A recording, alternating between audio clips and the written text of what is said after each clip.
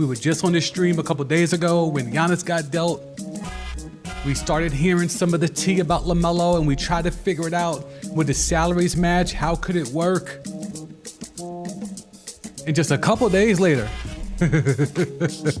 here we are. LaMelo Ball is no longer a Hornet. The streets of Charlotte, the driving streets of Charlotte, are much safer right now. Now that LaMelo is no longer in the streets of Raleigh-Durham and the surrounding areas.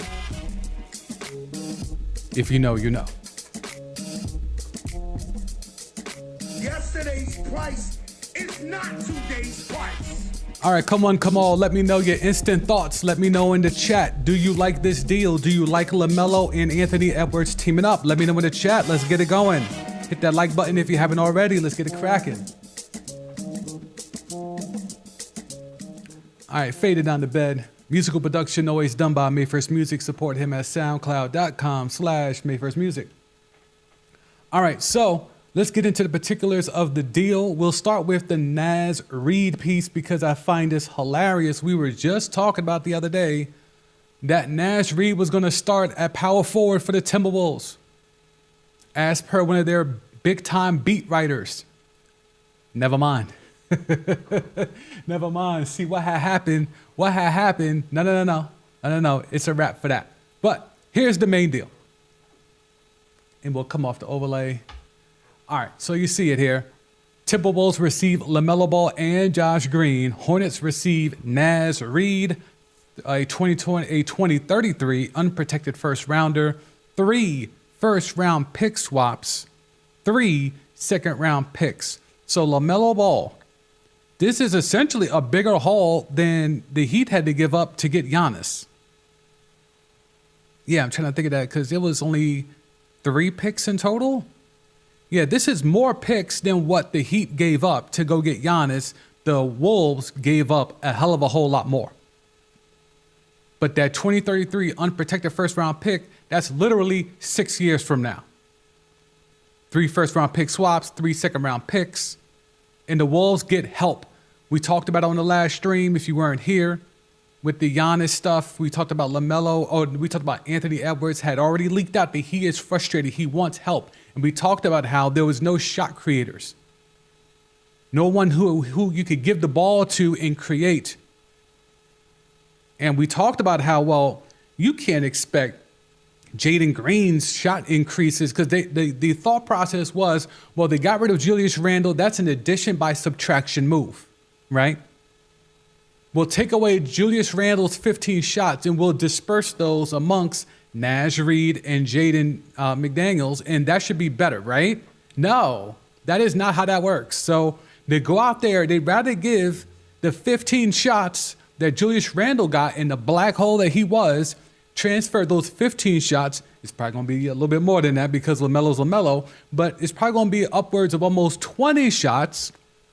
But you have a shot creator, not just for himself, but for others, a actual point guard, although he gets a little squirrely at times, but he has an actual point guard skills that he likes to facilitate. If he has the pieces, he will facilitate. So you bring in LaMelo Ball now and pair him up with Ant-Man Anthony Edwards. Anthony Edwards gets help. Is this enough help? No, but it is help. Because now your bigs, the only bigs on this roster is Rudy Gobert. Rudy Gobert can't be the only big on this roster. Now you're assuming you could go get a big in free agency, or maybe there's another deal in the works. Mike Conley, your days are done unless you're willing to come off the bench. What other pieces do the Timberwolves have? Because they just gave up all the picks in the world. You gave up 4 first-round picks and 3 second-round picks. So what are we doing? Where's the size? Where's the interior? Rudy Gobert and who else? Because you help the backcourt. Okay, so now when you trap Ant-Man, he's kicking it to LaMelo. And then you got to deal with LaMelo. But now, who's going to be the recipient of when LaMelo gets the ball after you trap Ant-Man? So there's a trickle down effect here to where before it was, all right, cool. You have Ant, you trap him. All right, it's either going to be McDaniels or we're talking about Dante or we're talking about Naz Reid, like guys that can get a shot. They could take a shot, but they can't create a shot, right? Now you're talking about, okay, you trap in, he kicks it to LaMelo, but now who's LaMelo going to facilitate the rock to? There's only so many rim runs he could do with Rudy Gobert. Who's going to be the other recipient? And if you tell me it's going to be McDaniels, then okay, I want to believe you. I can't though. I'm not there yet.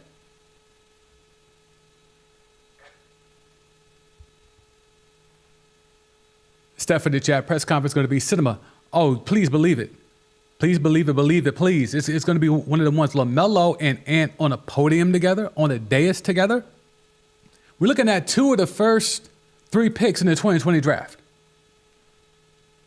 Now, if they could somehow go dust off James Wiseman, James Wiseman might be the big that the Timberwolves need.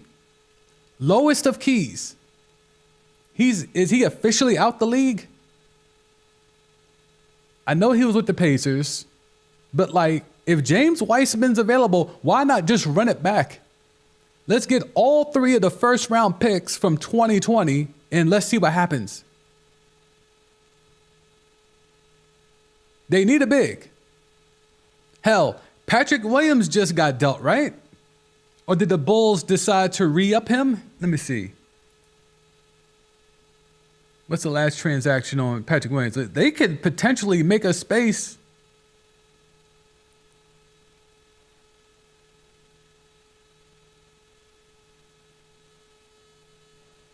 I thought the Bulls optioned him. All right, but be that as it may. Patrick Williams is not highly thought of in Chicago. I'll just tell y'all that, T. They think they got a false bill of goods. They should never drafted him this high in the first place, but that's another stream for another day. There's a scenario where if I'm the Timberwolves, I go get James Wiseman, because why not? You need size. You just gave up Naz Reid to go get a point guard. You haven't had a point guard in a long time. Mike Conley's been hanging on to the last remnants of what he used to be for about 3-4 seasons now. Now you have an actual point guard who you can hand the keys to. Now Ant could really get into his 2-guard bag. The whole meme of half Jordan, half Ant, he can really channel that now.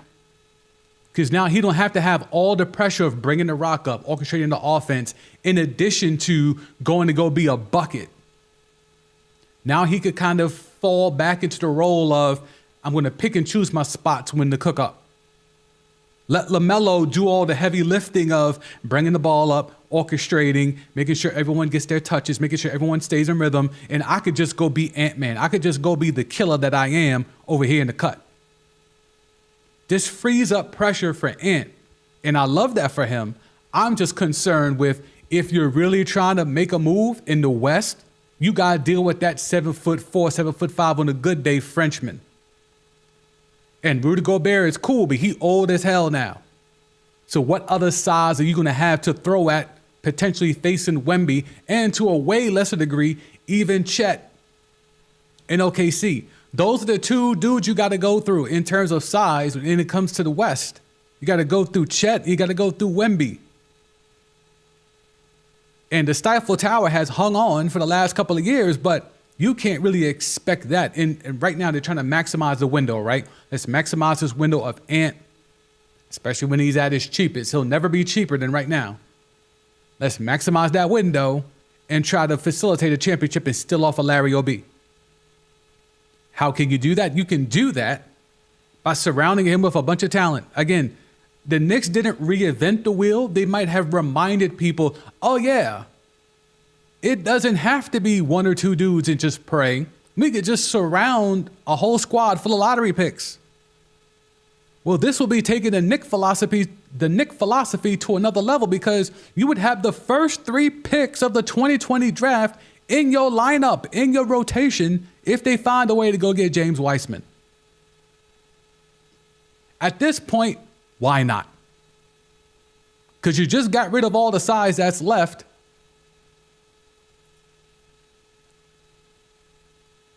Let's go see. Let's go pull up Minnesota. What size is left on this roster? They got rid of the starting power forward.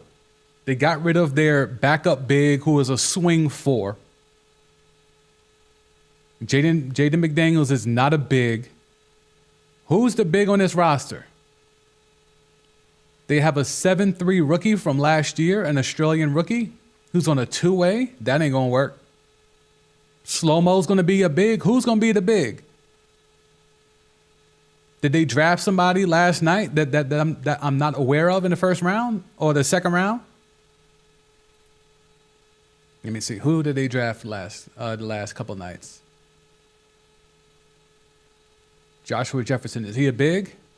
Nope. He's 6'9". Is their second round pick a big? Trey Kaufman-Renn? Nope. 6'9". So there's no bigs on this roster. So who is going to replace the size and the effectiveness once you get past Rudy Gobert? If you're trying to play the game of we got to keep up in the West, okay, bet you got the help that Ant-Man needs in LaMelo Ball. But after that, you've now gutted your front court help, addition by subtraction, and getting Julius Randle up out of there. It would almost, and this is definitely 2020 revisionist history, I would almost like Julius Randle now with LaMelo. Because LaMelo is going to know when to give Julius the ball and when not to give him the ball. That was the problem in Minnesota where they had no real point guard. Mike Conley's respected, he's a vet, all of that, but he is from a far gone era. LaMelo would have been able to get the rod to Julius when he needs it. It wouldn't have been the black hole thing. Or at least I would hope. If Julius Randle would have been a black hole even with LaMelo and Ant, then you just got to write that check off. It's a bad check and just write that off, right? I'm trying to understand the thought process of the Timberwolves, addition by subtraction, getting rid of Julius Randle, but we're also going to get rid of Naz Reid and further deplete our front court. But, oh, by the way, we're getting LaMelo. And if you want to get into Josh Green, I mean, I'm not going to go crazy about that. If you want to me, he's a throw-in. But the big piece is LaMelo, obviously, but there's no size. There's no size coming in. Steph in the chat, Robert Williams is a name, but I think you need a big who can stretch the floor. Yeah, because you already got that in Rudy, right? Rudy's your traditional big, even though he's not really an offensive weapon. Robert Williams would be a good defensive. I like him as a backup to Rudy Gobert, so that way you keep your defensive big presence there. But yeah, who's going to be the stretch 4 or even a big, a big wing that can do like maybe they think really that high on Jaden McDaniels. I mean, he has taken some strides for sure. I'm just not willing to just go ahead and assume he could fill in the piece of an actual big. Walker Kessler is also unhappy in Utah, a footer most should be looking out for. He's an enigma to me. Like, he's one of those guys, you have the whole thing of this guy puts up good numbers on a bad team, but then you put them on a good team and then they don't do anything, they shrink. There's something in my gut that leads me down that path when it comes to Walker Kessler. Could be wrong. He's certainly a big body for sure, and he's got some skills for a big, so he would be a good fit.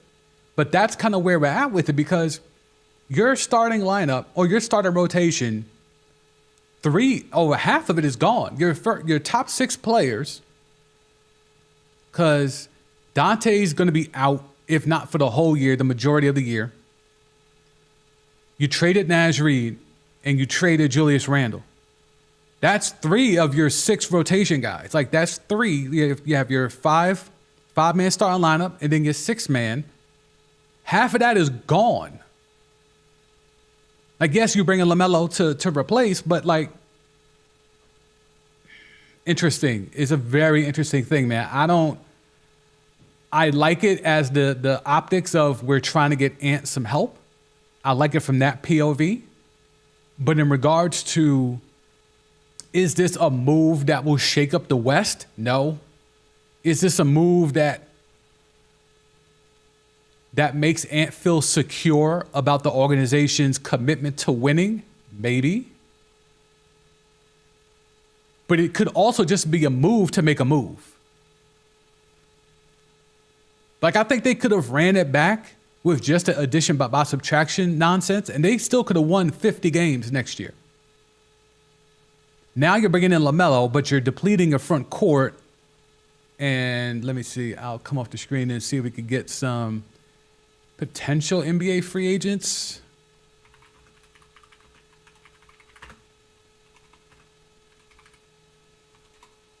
And again, nothing is actually official until July 5th or July 6th? But let's see. Free agent tracker. All right, we'll go there. All right, so all positions. Let's just go center. All right, DeAndre Ayton.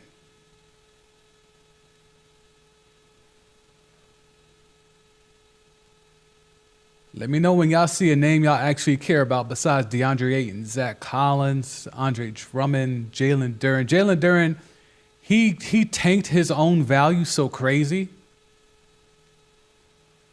Is there a scenario where the Thunder don't re-up on Hartenstein? That could be an interesting piece if you're the Timberwolves. He could play the 4. He's not a natural 4. But like they had the twin towers of him and Chet, you could run that back with him and Rudy. Al Horford re-ups with the Dubs. Jackson Hayes, no sir. DeAndre, no sir. There's Kessler. Brook Lopez, take a flyer on Brook for a year. Kevin Love allegedly is going to follow wherever LeBron goes. Nurkic, getting up there. Man, this is a trash. Hey, Steph, y'all bringing back Porzingis? Because if y'all ain't,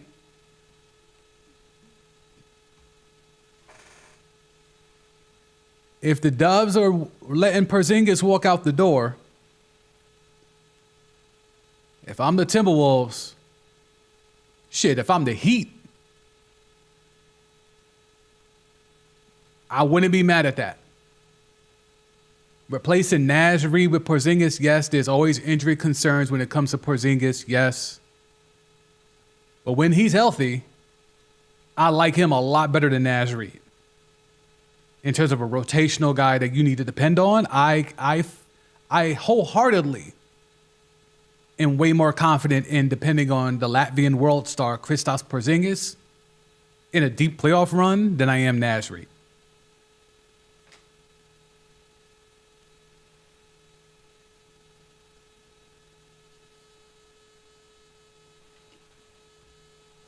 Steph, where does AO fit in with Melo and Ant? I mean, he's got to be, he's the 3. He's a small 3, right? He's a small 3. He's really a 2. Small 3. You could do the 3 guard thing. It then had Jaden McDaniels at the 4 and Rudy at the 5. That's probably tentative what it's going to be. I just think if that's going to be the starting 5, then you definitely need some real bench guys. That's why you go get a Porzingis. You might have to even look at a DeAndre Ayton. Like, you're going to need some size. Like, if you're going to be that small in your starting lineup, you need some size somewhere on the roster. Hope not. So you don't want Porzingis back. Well, if the Warriors don't want Porzingis, if I'm the T-Bulls, you got to investigate that. Dwight Powell. Mitch Robb, the Knicks did a lot of maneuvering with their first-round pick, kept trading back to put themselves in a position to not have to pay for a first-round pick to allow for more money to retain Mitch Robb. MAGA Mitch Robb, excuse me. But I don't know if that's going to be enough, to be quite honest, especially if someone comes with a bag. If someone throws a bag at MAGA Mitch Robb, I don't see why he would turn that down just to come back for the low and stay with Knicks tape. I get the prospect of running it back, going back to back, and there's a lot of people drinking that Kool-Aid. I just don't know why, if you're MAGA Mitch Robb and you might not have another opportunity to cash out, that you wouldn't take that opportunity in this offseason. Vucevic. Vucevic is a name.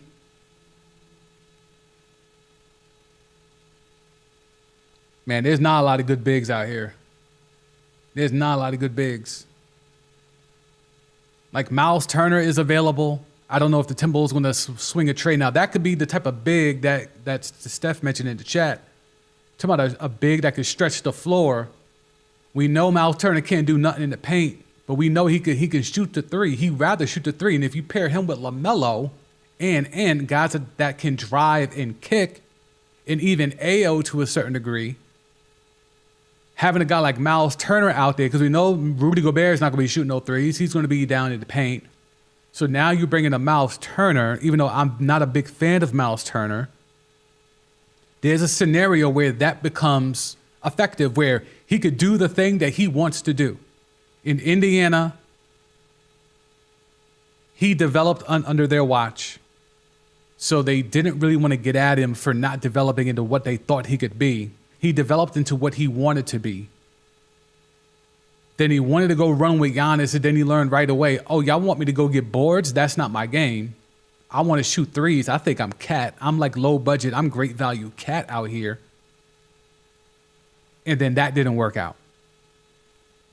Miles Turner, if you put him in this offense with a LaMelo and an Ant, and Rudy Gobert gets to stay where he belongs, and now Miles Turner can be where he wants to belong, to me, that could be I'd rather look at that if I'm the Timberwolves than going out here and maybe trying to figure out, is it Hartenstein?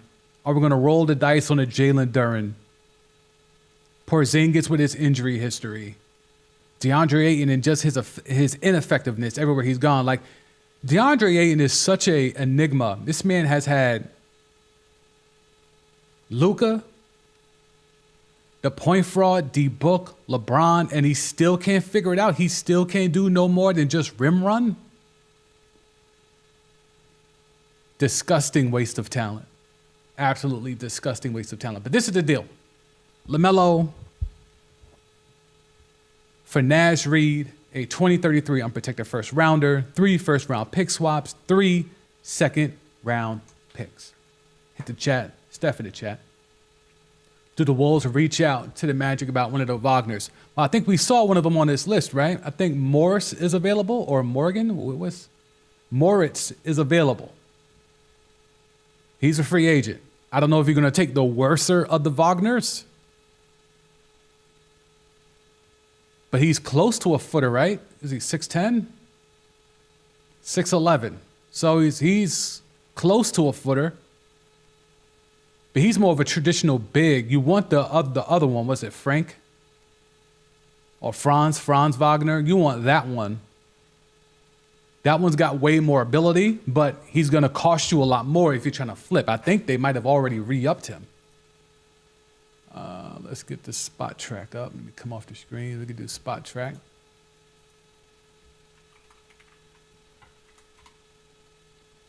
NBA, Orlando.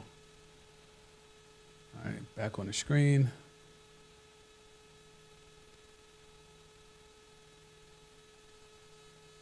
Where is he? Wait, they're both free agents? Oh, yeah, there he is. It's Franz. Yeah, Franz got a bag. And he is the shorter of the 2 Wagners. He's the more dynamic one, but they just gave him a bag. So you're going to have to give up a lot, and the Timberwolves don't have nothing to give up after what they just gave up to get LaMelo. They're going to have to be stuck. If they're going down the Wagner train, they're stuck with the lesser of the 2 Wagners. But let's see, player contracts, off-season, free agents. Let's see, maybe this will have it better. Center. All types. All we got is Al Horford. That's it. All right, so that's a bust. But let me stick with the NBA one. Let's go power forwards, because you got Rudy technically as your center, right? So let's go forwards. And can we do it by, okay, I guess we got to do it. So there's Robert Williams. Why is Mitch Robb here as a center forward? That's a little fugazi. Braun would never go to Minnesota.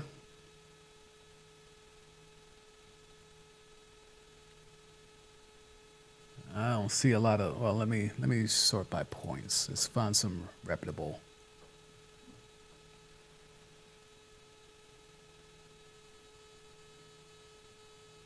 Yeah, there's nobody worth it. I mean, John Collins. I feel like too many teams have gambled on the John Collins experiment, and it's just not going to happen. But for a quick run,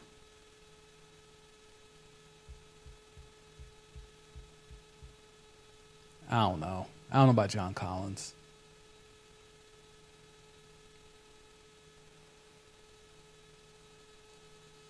If the Lakers were dumb enough to let Rui go, I could have swore they extended him. If Rui is somehow available, I think he's big enough at 6'9", or at least he plays, even though 6'9" is a little small for a power forward, or a traditional power forward anyway. In this hybrid era, he's big enough and dynamic enough, and he's not afraid to go get boards to where I think you can live with a Rui placement there. I'm not mad at that. It's not the greatest, but I'm not mad at that.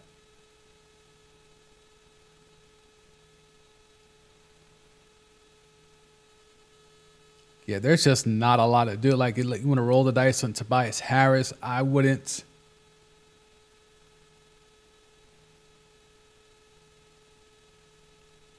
Rui is the most appealing name, but I would assume Luka has already made that clear that they would want him back, especially since they're looking like they're re-upping on Austin Reeves. We're not sure about LeBron yet.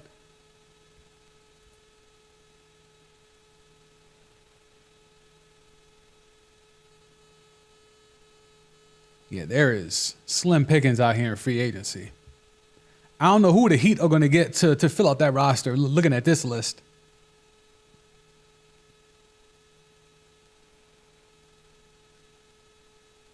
Yeah, there is not a lot here, bro. There is not a lot here.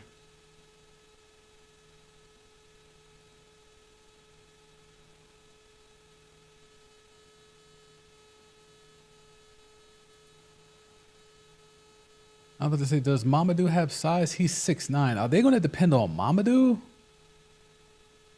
They're not going to depend on Mamadou to fill that role, are they? I know he was part of the deal. Wait, they're not going to do that, right? They're not that silly.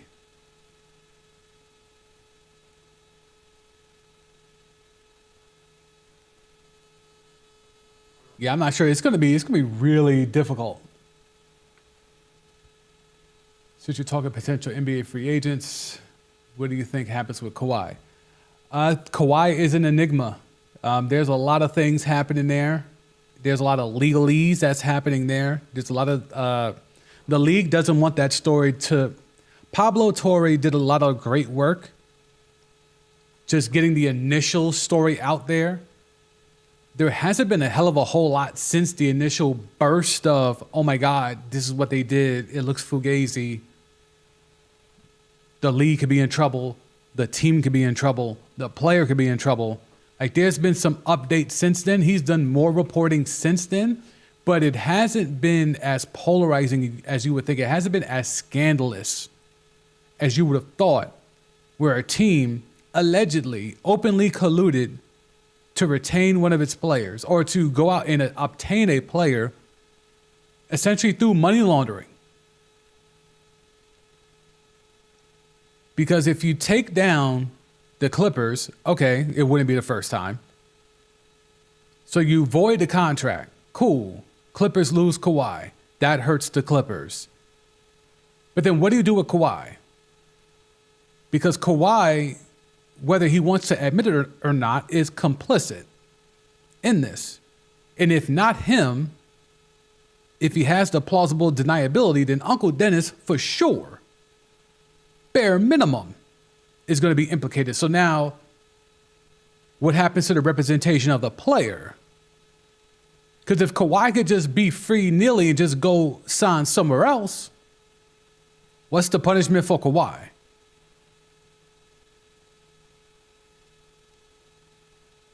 Like if he could go get and replace, let's see, well, what bread was he making? He's getting max money. But let's see.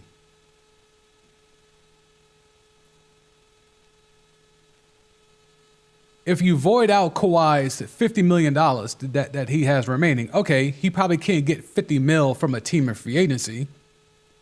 But if he goes out there and gets a nice little 30, 35, what's to hurt to Kawhi? Yeah, he'll be taxed the 15 mil he won't get. But he got the bulk of that bread.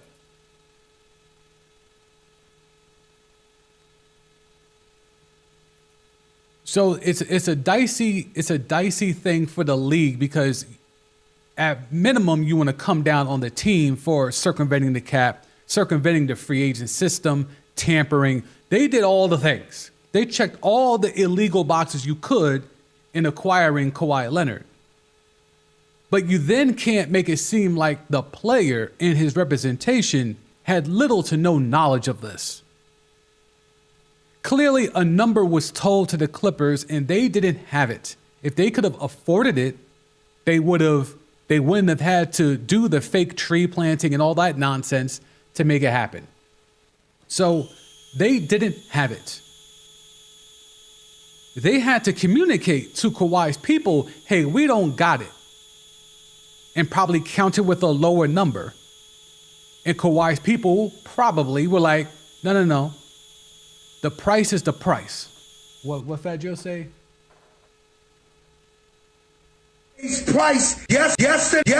Yesterday's price is not today's price. Like, you come at one number today, tomorrow that number's higher. You're trying to negotiate, you're in no position to negotiate. So I think the Clippers are in a position where, because the league doesn't know what to do with the player, they might skate, even though what Pablo Torre has unearthed has them dead to rights. Let's be clear. They were caught. The problem is, what do you do with the player? Are you suspending Kawhi? And if you're suspending him, how long? 6 months? He gonna miss that anyway because of load managing. You gonna do a year? That hurts him from a legacy standpoint. It hurts him from a longevity standpoint. It hurts him from a financial standpoint. But then he spins the block and he's a year fresh. One less year of wear and tear on those knees that don't have cartilage. So that degenerative knee condition that he has doesn't get beat up for another year. So even though he'll be a year older, he'll be 36. He doesn't play a year. He comes back. He could probably go get that 50 mil a year from now. We get a fresh Kawhi. Kawhi hasn't done anything but hoop on the side for a year and get his body right. Maybe he goes to Turkey or Germany and does what he needs to do. And then he comes back.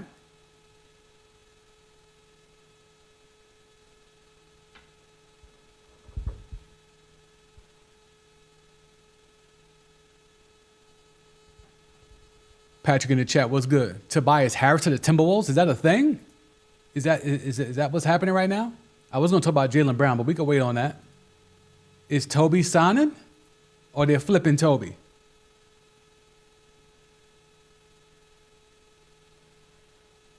If you put in Tobias Harris with Rudy Gobert, no one's scared of that. I hope they don't do that. I hope they don't. Tobias Harris as your 4. I hope they don't do that. Because you're going to go small with LaMelo, although LaMelo's 6'7", but he doesn't play like someone 6'7". You got Ant, who's a traditionally sized 2 guard. Then you have AO, who is a 2 guard, but he's going to have to play the wing. But he's only like 6'5", 6'6" on a good day. Like, They're going to trot Toby out there, 6'9"? That to me is a step back. If you're losing Naz Reid and Julius Randle to gain LaMelo Ball and Tobias Harris, the Tobias Harris part makes it an L for me. I would rather have Kristaps Porzingis. I would rather have, I was about to say DeAndre Ayton, but I can't do it. I can't do it. I would rather have Kristaps Porzingis. I would rather have Hartenstein. I would rather have, who was the other one that, but I had Rui. I'd rather take Rui. Rui is an elevated version of Tobias Harris. What Tobias Harris thought he was, Rui Hachimura already is.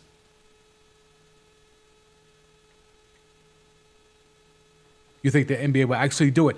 I don't think that Patrick, I would love for them to do it. I would love for them to do it, but I don't think I don't think Adam Silver wants that stain. Because this is akin to, that we had instances back in the day like Joe Smith, the Timberwolves circumvented the cap, and they came down hard on that squad. Took a whole bunch of picks. I think Joe Smith had to sit out a year. I think that was, let me look that up. Joe Smith, the late great Joe Smith. Joe Smith. Contract. It took KG years to get over that. Contract voided.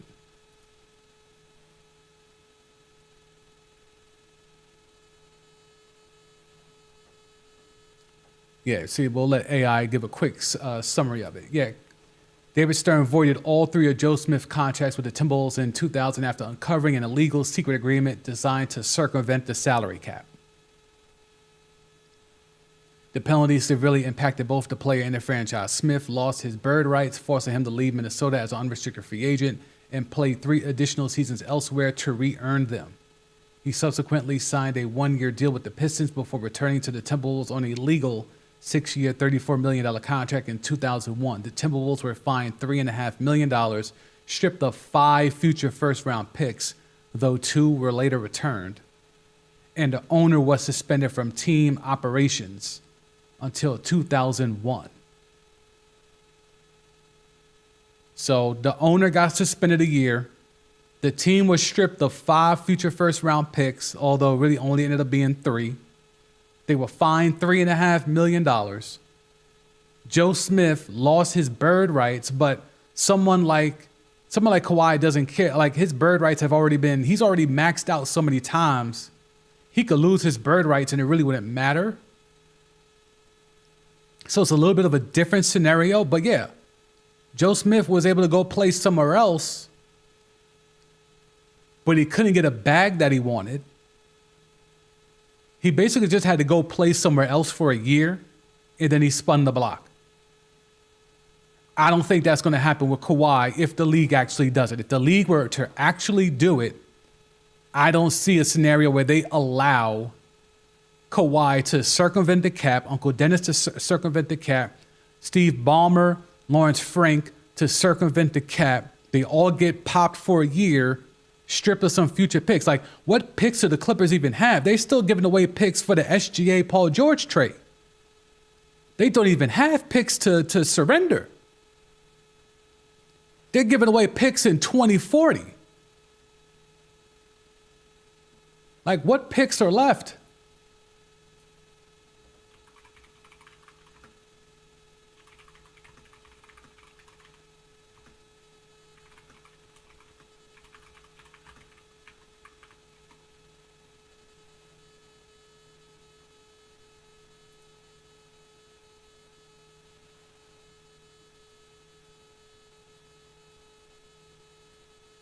Oh, so this year was the last of those picks? Okay, so this year was the final pick was finally given up. All right, so now the Clippers might actually have some picks. They finally get their picks back after the Paul George deal.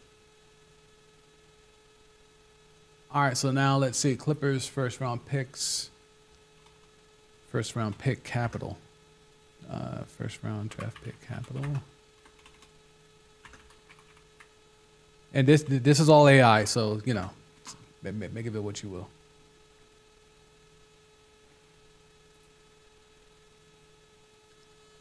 All right, 2027, the Clippers have no incoming first-round picks. They are outgoing with a 2027 second-round pick.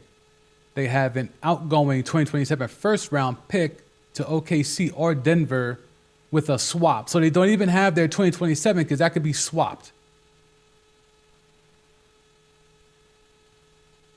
They don't even have a 2028 pick because that's a swap.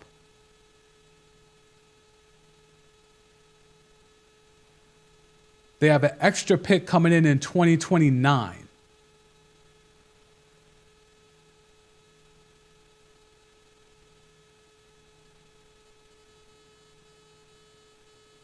So we're talking about a 2029 first at the earliest, and then probably the next couple of years in 2031 to 2033.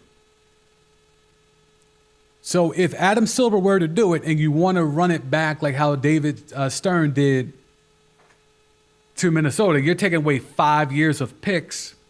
Those 5 years can't even start until 2029. Based off this, and this is AI, so take it with a grain of salt. But like that is where it gets dicey to me, because then where's the punishment for Kawhi? He just doesn't get to be a Clipper? Is that the only punishment? Because if that's the only punishment, there's plenty of contending teams that would love to have the board man pull up. So if we're taking Steve Ballmer and giving him a year suspension, but taking Loris Frank, giving him a year suspension, and fining the team overall, which we know Ballmer could cut that check out of his debit real quick, regardless of what the amount is. So that's not even a slap on the wrist per se, right? But then Kawhi, his contract gets voided. It's 1 year left on that deal anyway. So he doesn't get the $50 million that he's owed, but then he's able to go sign with another team he could go to the Heat and try to go ring chase. He could go to the Heat and go take the vet minimum, $4 million, go get another Larry O.B., and then spin the block and go get a max deal somewhere else the next year? Is that a punishment for taking part in circumventing the cap? For being part of a fraudulent tree planting scheme so you could get the bread that your uncle negotiated, allegedly? I don't know. Y'all tell me.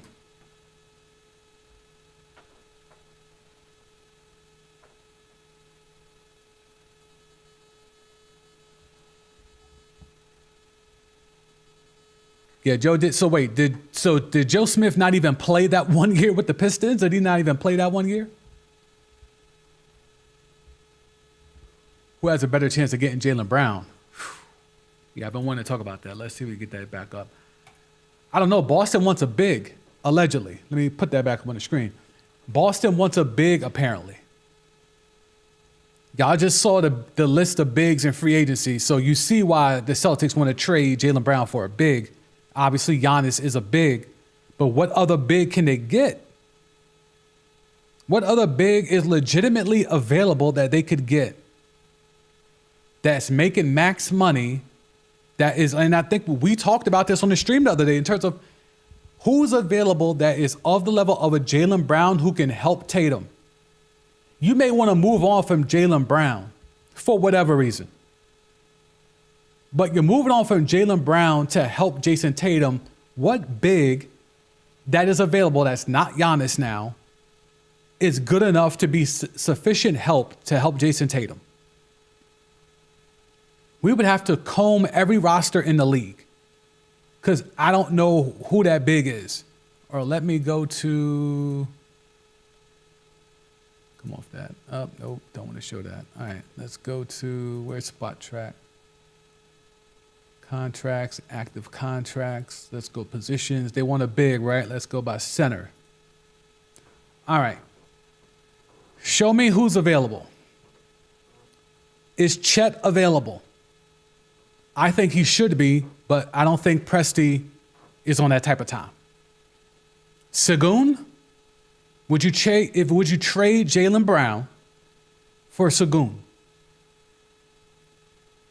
I think Anthony Davis is available, although Rich Paul is saying all the right things to calm those rumors, but I keep hearing AD is not the biggest fan of Washington. Naz Reid already got dealt. You're not doing that.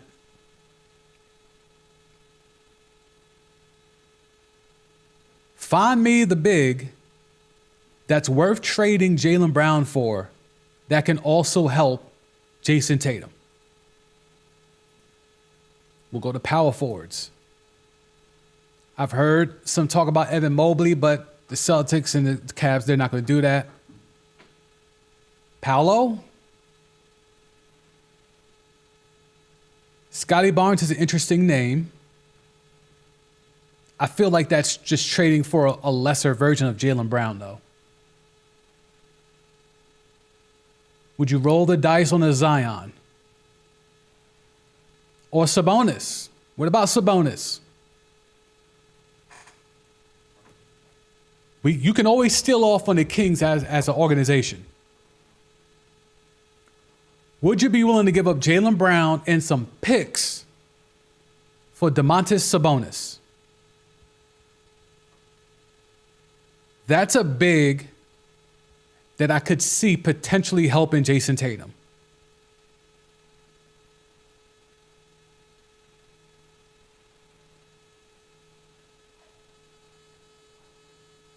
After that, it's slim pickings.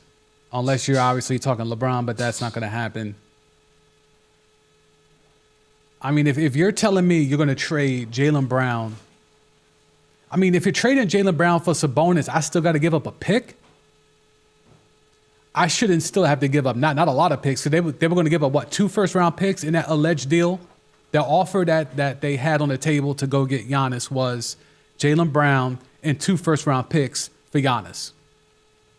If I'm the boy genius Brad Stevens, I am not offering that same deal for Domantas Sabonis. You might get 1 pick, and it's probably going to be a swap. I'm damn sure not giving you no unprotected first-round pick for no Domantas Sabonis. But I might give you a pick swap. You want a couple of second-round picks? I'll throw in a first-round pick swap and a second-round pick. I'm not giving you multiple.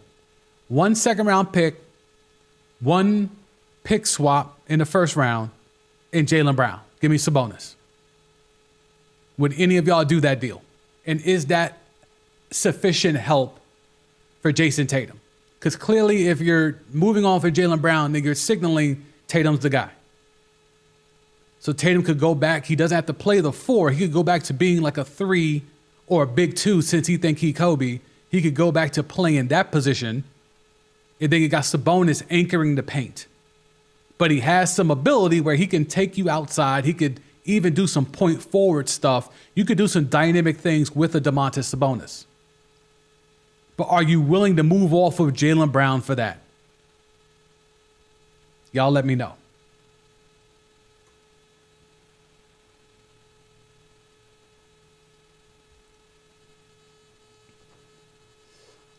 Except saying asking the Hawks, Rockets, or Spurs. Ugh. I mean, if you're Boston, who do you want for those teams? Like, if you're, all right, let's take those teams one by one, right? If I'm the Hawks and I'm taking Jaylen Brown, I have to hang on to Jalen Johnson. You can have anybody but Jalen Johnson.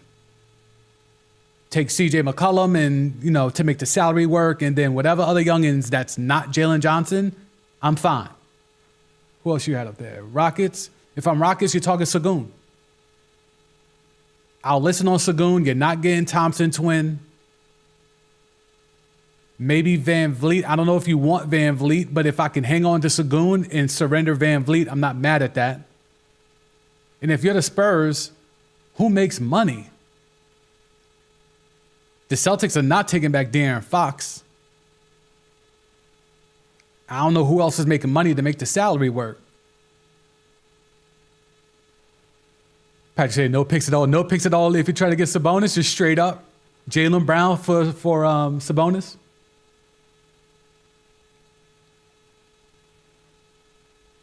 If the other owners are not swearing Adam about it, the Clippers will just drag this out. Yeah, no doubt. And I think the league is dragging it out as well.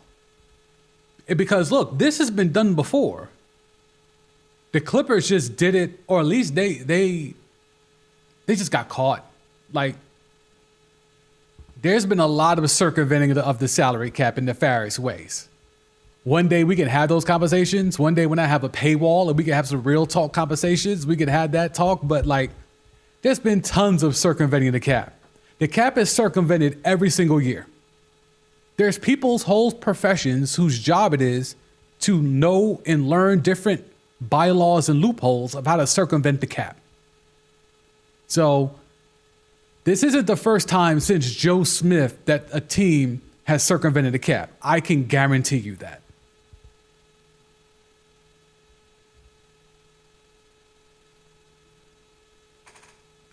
Steph, Laurie, and Ace from Utah for JB. That Utah connection is there because of the Scamadumdea. Where he at here? Scamadumdea. So there is a connection there. The boy genius and the Scamadumdea. Scamadumdea. Do get along. I mean, Laurie looks the part. Laurie looks the part to play in Boston.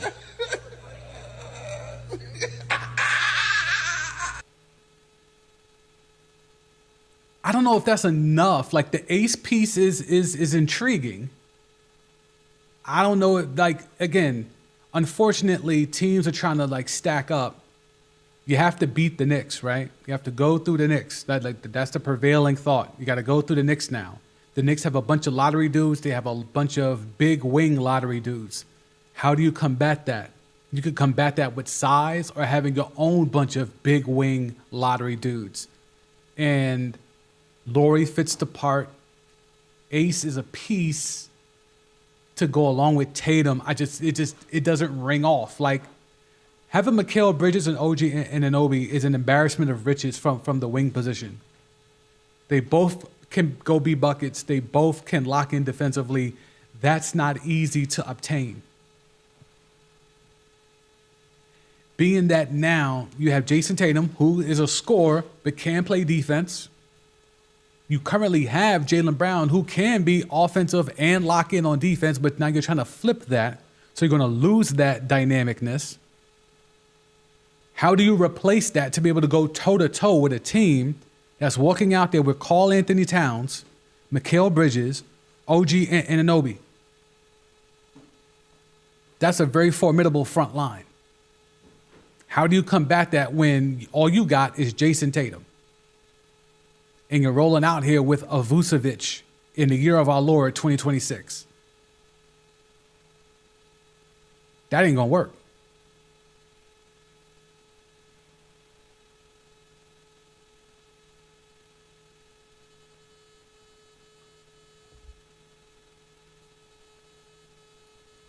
Patrick, that's not a bad trade. Yeah, no, I think there's something there. Let me pull up Utah. Let's see. Ace has some size on him. You're asking him to perform right away. That's the only thing because again, they're doing this trade to help Tatum win next year and the year after. I don't know if Ace Bailey is prime time ready. And again, he's another guy where all we've seen him is in Utah. So is he going to be a guy that's like how De'Aaron Fox? Is he going to be a guy that's, hey, no matter where we put you, you're still going to play like a Sacramento King? I would hope that's not the case for Ace Bailey. We only have a 1-year sample, but I would hope that's not the case, but you just don't know until it happens, right? So that will be a big roll of the dice for the Scamadumdea. That would be a big roll of the dice. He gets Jaylen Brown, but putting Jaylen Brown in Utah, like that's just for all the big talk. Can you imagine the live streams?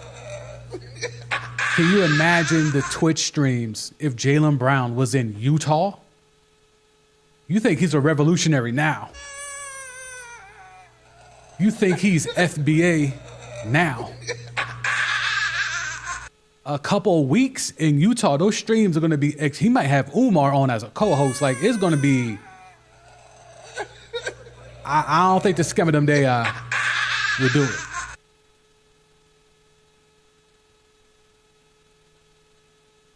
All right, so are we getting any more tea on this LaMelo trade?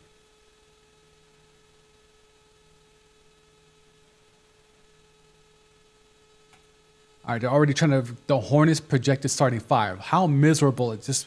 This is a good thing for Brandon Miller and Knuble.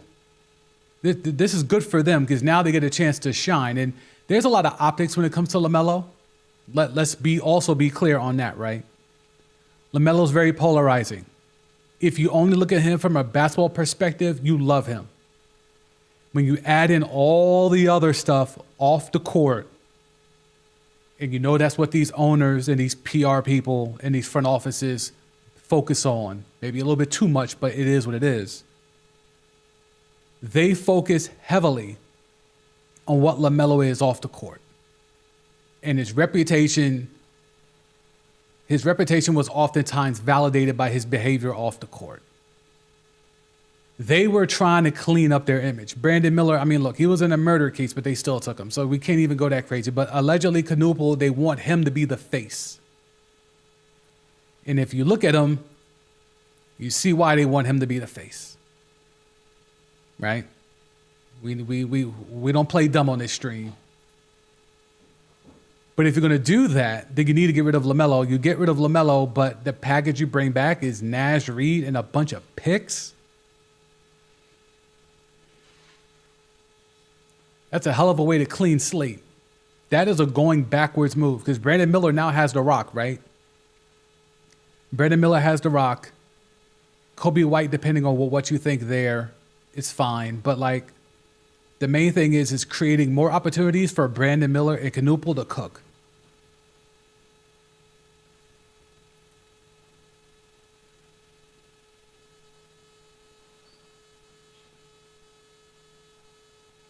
So all the memes are coming out. You see it.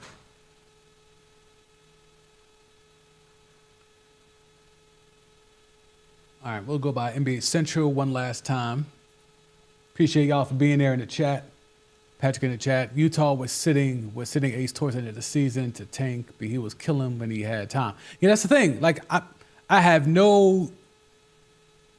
all the ability in him cooking. Is that going to translate to a winning culture? In a winning atmosphere? I mean, it'll be a second year in the league. I don't think any of us know the answer to that, unfortunately.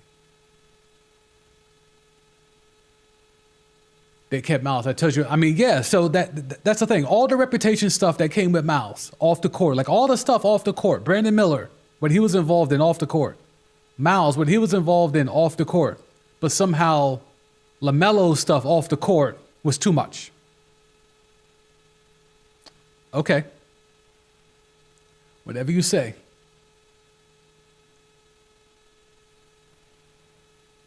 All right, let's see what else we got, if there is anything.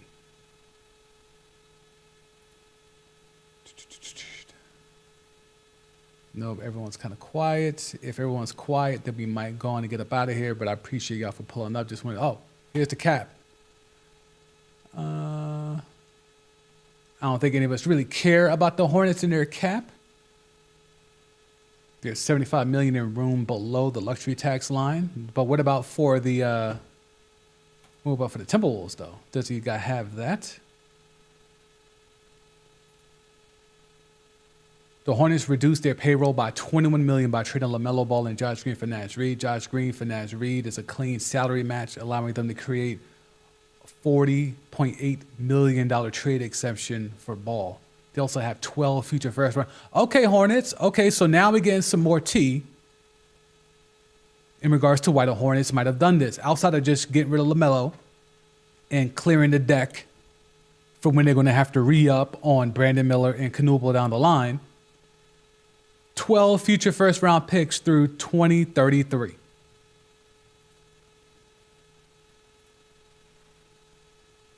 See what else we got.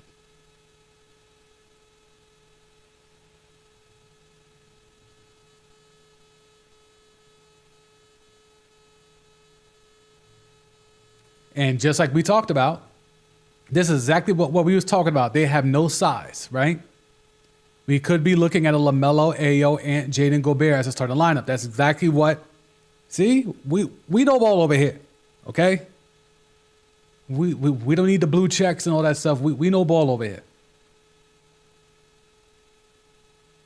I would love to see what the Timberwolves cap space looks like to figure out how they're going to improve on that size. Here we go, finally. All right.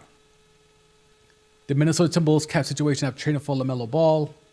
He has a small trade bonus that increases his salary to a $41.25 million max.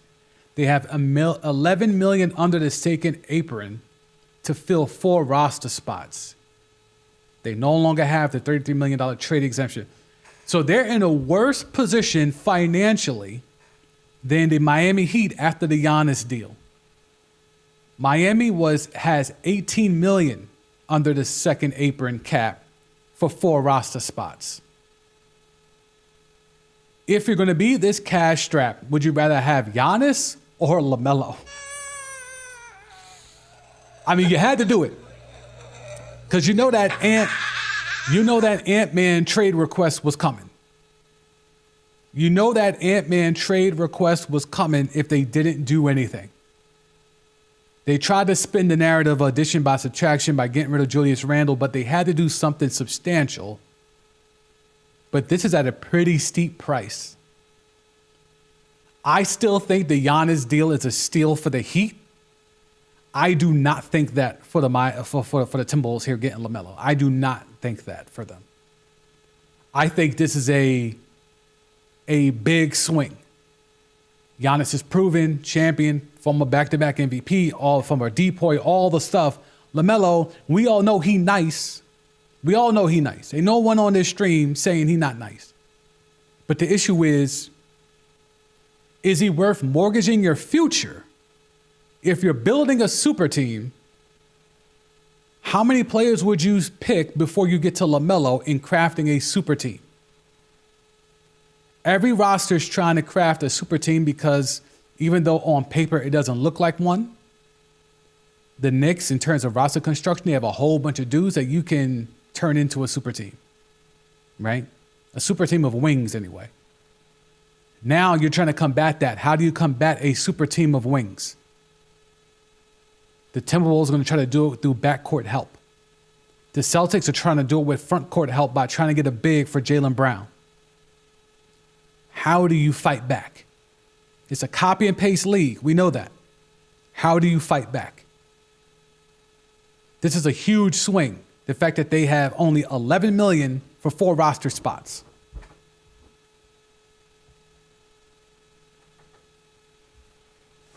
Patrick, are the T-Bulls copying the Spurs? No, I don't think they're copying the Spurs. I don't think so. Not yet. Not yet. Because right now they have.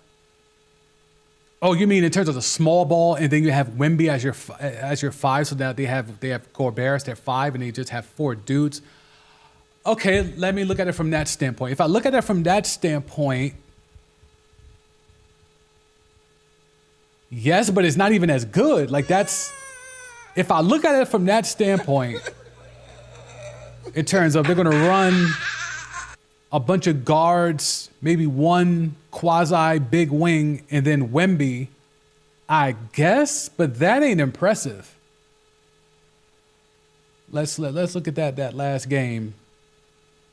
Don't want to do it, but let's just look at that last game.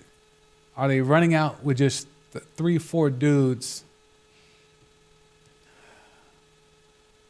Yeah, Vassell's not a real wing. Yeah, I mean, Champagny, 6'7". How tall is Vassell? 6'5". Yeah, I mean, to Patrick's point, if they're trying to do it that way, this is not the copy and paste you should be doing. If you're going to run at it with, we got 3 guards, a small forward, and a center. If that's the game plan, that's a L game plan. That's an L game plan because LaMelo's great. Ant's great. I like AO. I'm not ready to hand him the keys in any aspect. Jaden McDaniels got the bag. He's 6'9", but he doesn't play like he's 6'9". And then you got Rudy. That ain't even better than what the Spurs got. Because I'm taking Wemby. Oh, am I taking Wemby over Ant? That's a stream for another day.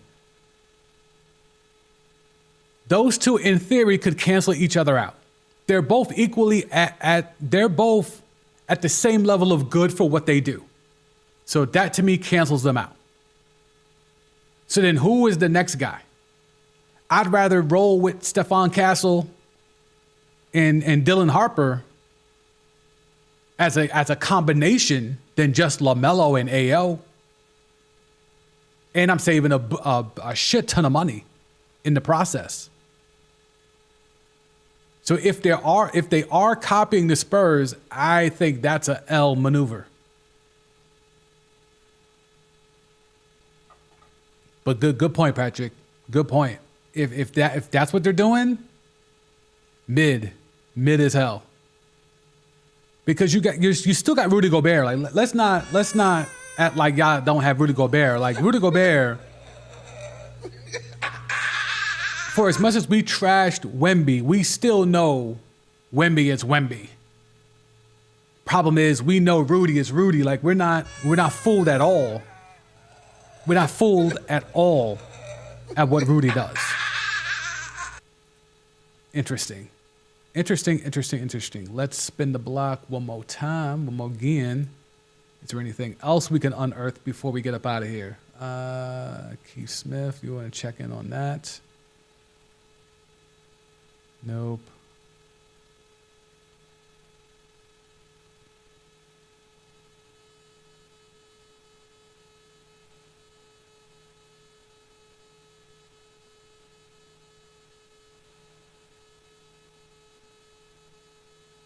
Chris Haynes, is he saying anything? This has been a long off season for Chris Haynes already. He's been wrong a lot.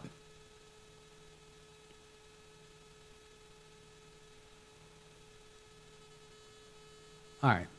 I don't see anything that's worthwhile. So we will wrap up the stream here. Just wanted to hop on. As soon as I saw that come down, I said, oh, nope, I got some time before I got to go to work. Let's jump on stream for a little bit and talk my shit and just instantly react and have a chance to communicate with y'all. So I appreciate all those in the chat. If y'all let me know, did y'all like this trade? Okay. And if you don't know what the trade is, if you joined the stream late, you should be hitting the like button. If you haven't subscribed, you should be subscribing. But if you don't know what the details of the trade are, there it is down there on the ticker. And you see why we're here. We're here because LaMelo was traded. Live reaction for LaMelo Ball being traded. LaMelo and Anthony Edwards teaming up. There's going to be a lot of highlights. There's going to be a lot of great post-game news conference moments. There's going to be a lot of viral post-game interviews on the floor. There's going to be a lot of stuff. Is any of it going to translate to winning basketball?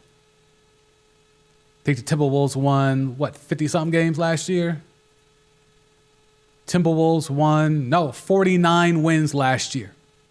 All right, so before we wrap up, or as we wrap up, the Timberwolves won 49 games last year. Are you going over or under that number next year? And if you're going over, how much over? 55? Or you know what? Scratch that. I'm going to set the number at 54 wins. Over under 54 wins for the Timberwolves next year. This is the roster. Let's imagine a place where this is the roster. No other big acquisitions. That small ball lineup where they're copying the Spurs like Patrick mentioned. Small ball lineup for the Wolves. Four wings or four big guards and Rudy Gobert. Over under 54 wins next year. Y'all let me know. I'll give y'all a little bit to respond. I have my answer, but I want to see y'all answers here in the chat.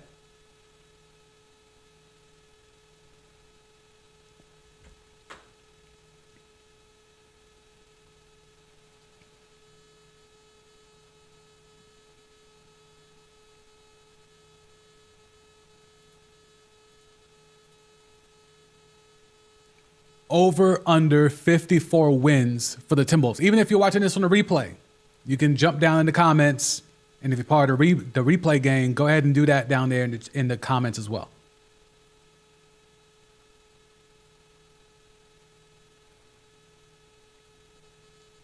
Steps going under. No faith. No faith. I ain't mad at it. I ain't mad at it. No faith in him.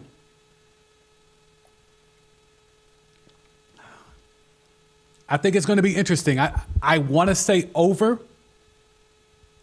but the West is so stacked.